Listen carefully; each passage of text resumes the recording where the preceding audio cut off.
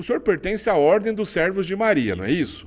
O senhor está há quanto tempo na Ordem dos Servos de Maria, Frei? Rapaz, eu entrei na época eu tinha de 11 para 12 anos, Eric. 11, lá em Santa Catarina. Adolescente, então pré-adolescente. Eu entrei no que na época se chamava Seminário Menor. Não é porque era o tamanho do seminário era pequeno, era porque a formação, a geração. Porque também, a minha mãe, né, principalmente a minha mãe, ela morava perto do seminário, então ela não saía de lá todo domingo à missa. E eu também acompanhava, porque lá no seminário de Santa Catarina, uma cidade chamada Turvo, né?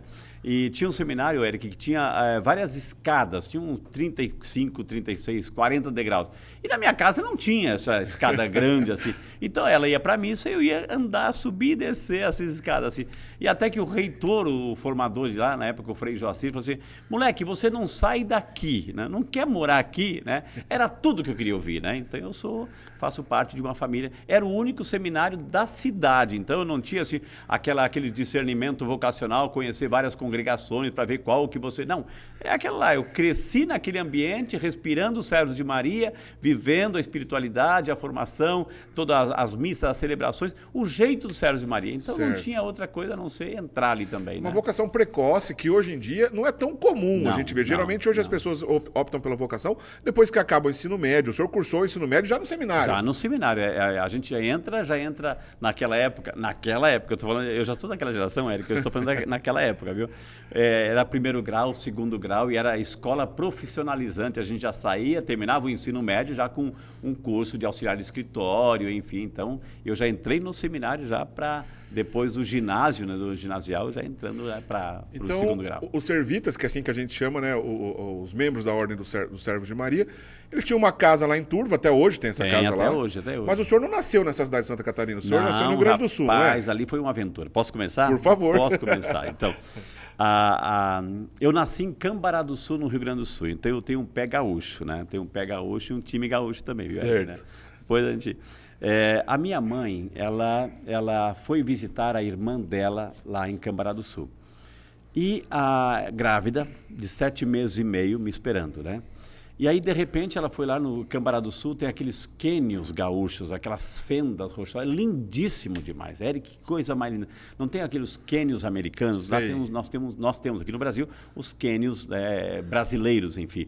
Lindíssimo, lindíssimo demais. Assim, é um lugar turístico ali. E quando ela, certamente, vendo lá essa situação toda, ela disse: nossa, minha irmã, que lugar lindo. Eu estava na barriguinha dela, né? Eu disse: mãe, eu também quero ver, né? Eu também quero ver. E ali ela entrou em trabalho de parto ali. Entendi. Então eu ela estava de passagem lá. Exato. Então eu nasci de 7 meses e meio. Enfim, nasci no Hospital São José, né? E depois que fez todo esse trabalho de recuperação, a quarentena, aí descemos para nossa cidade ali em Santa Catarina, né? Ali na cidade de Turvo, Araranguá, né? Mas é interessante, Eric, assim, pelo fato do nascimento, né? Eu acho que é interessante a gente contar que é de uma maneira bastante livre, porque eu nasci de 7 meses e meio, eu nasci com o pulmão colado. O pulmão colado. Eu nasci... Não estava totalmente formado o pulmão ainda. Não estava colado o pulmão, né? E aí eu nasci roxo, sabe? Roxinho, aquela... E a mãe com medo, a mãe muito religiosa, a dona Nadir, né? Vai acompanhar, né? Com muito carinho. Ela sabia da situação, ou seja, ela não queria que o seu filho morresse pagão, porque tinha toda essa cultura italiana, enfim, né? Não queria que o filho morresse pagão. Então, naquela iminência de eu nascendo roxo, sem respirar, pronto, não vai passar, né?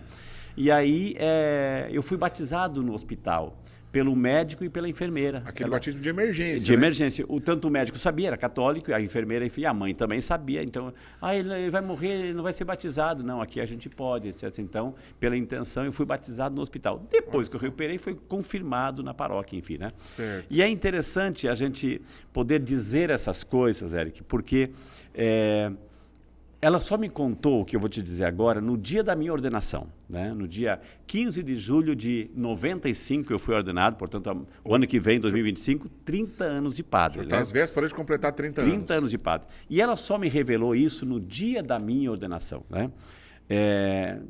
Tudo preparado para a minha ordenação, lá em Santa Catarina, lá em Turvo, no ginásio, lotado, enfim, né? E aí, de repente, ela me chama, né? Filho, eu preciso te contar uma coisa, né? Mãe, conta, né? Pensei que fosse alguma logística da missa, né? Eu queria te dizer que hoje está se realizando uma promessa que eu fiz para Deus, né? Aí você já estranha, né? Promessa, mãe, que história é essa? Daí ela contou, filho, você nasceu assim, assim, assim, com o pulmãozinho colado, você não ia viver, né? O médico falou da gravidade, te batizou, você foi batizado no hospital, e enquanto você estava sendo batizado, né, eu fiz um propósito para Deus. E que propósito, que história é essa, mãe? Assim, não, eu disse assim, né, Senhor, se ele nascer, ele é teu. Se ele nascer, ele é teu. Né?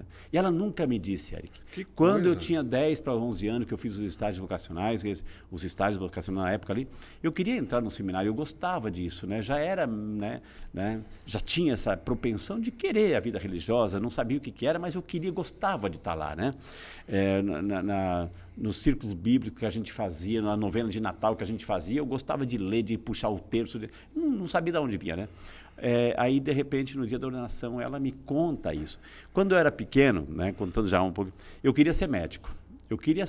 Médico. Mas, talvez, Eric, aí vem o inconsciente. Por quê? Porque o fato de crescer em ambiente hospitalar e vendo aqueles médicos, então, vinha muito na minha cabeça essa imagem do homem de branco. Né? Eu queria ser médico. Tanto é verdade que eu pegava uma camisa do pai, né, pequenininha, a manga ficava aqui fora, estou imaginando, fora, né, ficava de fora, o bracinho lá, e eu colocava um barbantinho no pescoço, né, para simular um estetoscópio. Então, talvez foi essa visão que eu cresci na infância, sendo medicado, tratado, enfim. Né? Eu queria ser médico. Né? E aí, de repente, passou o tempo, jogar bola, etc. Aquele sonho ficou para trás. Né? Mas sempre essa vocação ali latente em mim. E, de repente, no dia da minha ordenação, eu tenho como 2 imagens que veio. Essa revelação da mãe. Que aliás, foi um carinho maravilhoso, né? Porque além de ser num momento assim, que o senhor devia estar muito emocionado, especial. Se ela contasse antes, talvez eu te influenciar, né? Mas ela falou num dia. Não, e tanto é verdade, todas as vezes que eu dizia que eu assim, mãe, eu quero ir para o seminário, ela era a primeira contra, ou seja, não, você é muito novo, não, isso aqui, o pai já deixava, não, mas você é muito novo, tem que ficar aqui. Certo. A mãe que quer a galinha, que quer os filhinhos debaixo da asa, né? Entendi. E aí no dia ela conta essa realidade. Que bonito. Eu tenho essa revelação para você. E aí, eu disse, mãe, a mãe não tinha outro momento para me contar. Ela começou a chorar, eu comecei a chorar. E na hora da ordenação, Eric, veio essa imagem. Primeiro, a revelação da minha mãe. Se ele viver, ele é teu. E ela, naquele momento, era consagração, ordenação sacerdotal. Sim. E ali veio outra imagem, assim, de como Deus confirmando. Você queria usar o branco para ser médico? Hoje eu vou dar o meu branco para você usar. Né? O padre usa o branco. Você queria colocar o barbantinho no pescoço, o estetoscópio que o médico usa, né, para auscultar o coração. Assim. Hoje eu vou dar o meu poder para você colocar. Na estola sacerdotal. A estola, ou seja...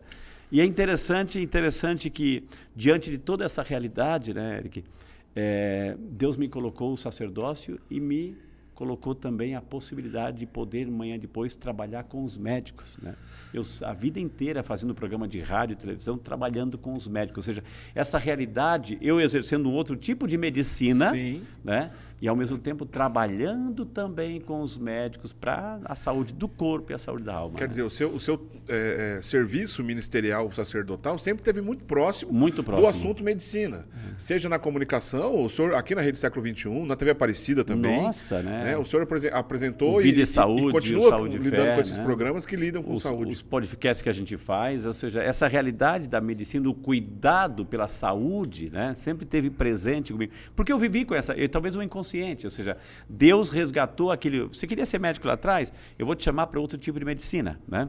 Uma medicina da alma, uma medicina do espírito ali, mas trabalhando com os médicos, cuidando também dessa realidade, né?